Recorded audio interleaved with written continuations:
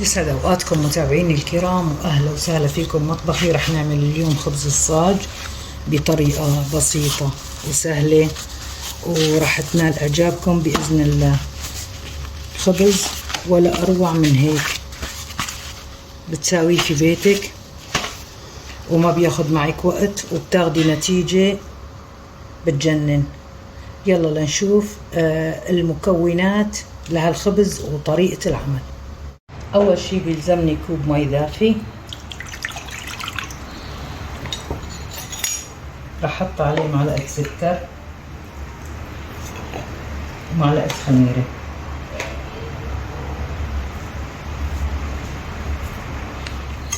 حركه كويس.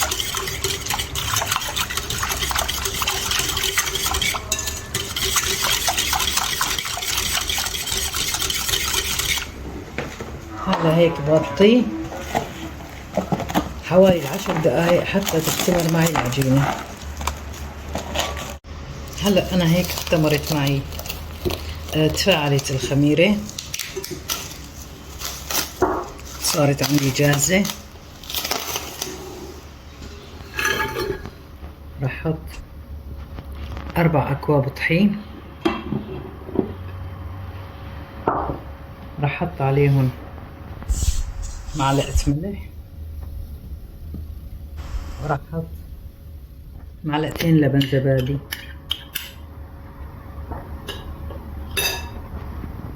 رح احط الخميرة والمي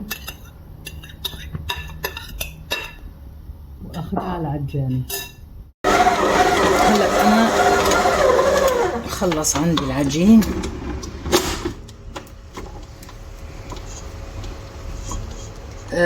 وانتي عم تعجني حطينا نحن كوب مي بس، وانتي عم تعجني بتزودي المي حسب احتياج العجينة.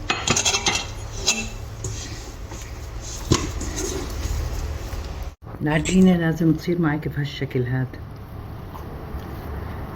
هلا انا خلصت عجن العجين، دهنت هوني هذا بزيت، بحطها وبغطيها بخليها تختمر حوالي نص ساعة تقريبا. خليها تختمر نص ساعة. هلا مثل ما انكم شايفين اختمرت عندي العجينة تمام. في عندي زيت بالايدي بزيت، وببدأ بتقطيع العجين.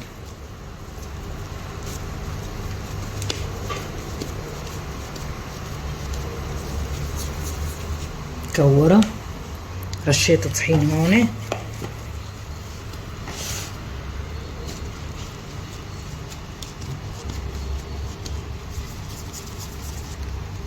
كورهم هيك في هالشكل هاد، وبحطهم فوق الطحين. بخلص الكمية تكوير وبغطيهم وبخليهم يرتاحوا كمان 10 دقايق بس.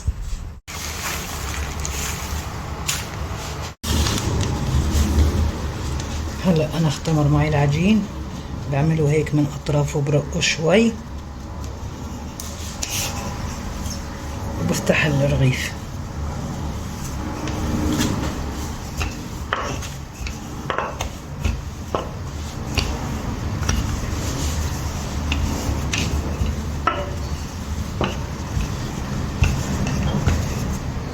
صار عندي في هالشكل هاد. هلا شوي هيك بفتحه على ايدي،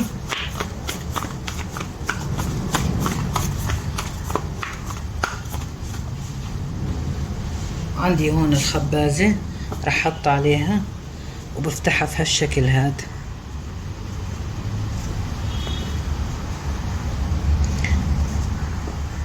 انا مشغله الفرن من فوق على اعلى درجة حرارة، وقلبي صاج الفرن،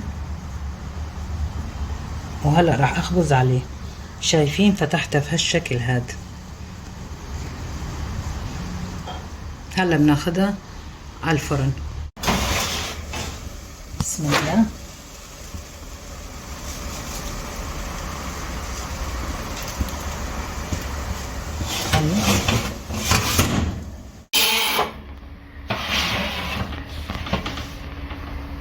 هلا الخبزة صارت عنا جاهزة، شوفوا ما شاء الله تبارك الله، ولا أروع من هيك. هلا بنساوي وحدة تانية.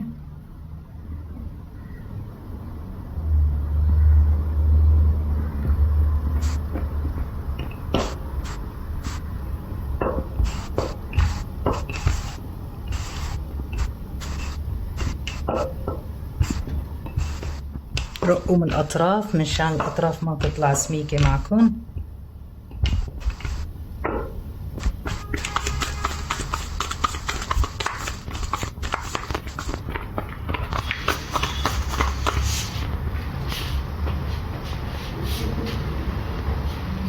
هاي الخبازة مثل ما حكينا.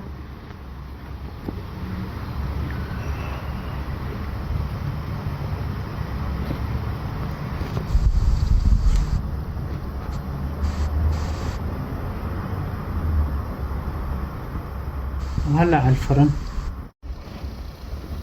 بسم الله.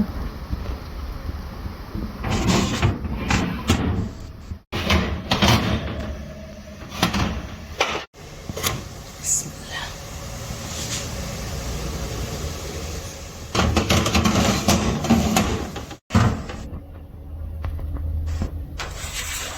شايفين تبارك الرحمن. هاي هيك بعد ما خلصنا الخبز، شوفوا ما شاء الله، شايفين خبز صاج ولا أروع من هيك.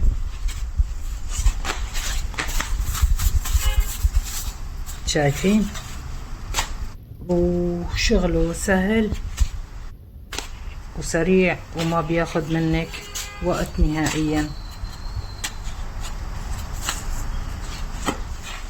هذا هو خبز الصاج. بتمنى ينال اعجابكم.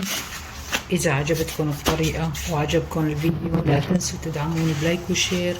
اذا كنتوا جدد على القناة فعلوا زر الاشتراك حتى يوصلكم كل جديد، وشكرا لحسن المتابعة.